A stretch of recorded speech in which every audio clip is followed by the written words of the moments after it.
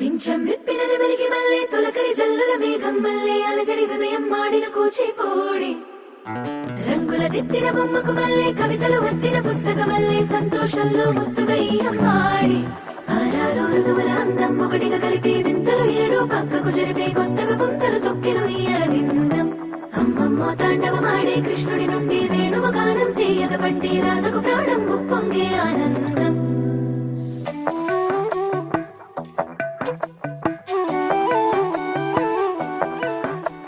మధురము కదా ప్రతొక నడక నీతో కలిసేలా తరగని కథ మనదే గనుక మనసు మురిసినిలా ఒసురేమో నాదై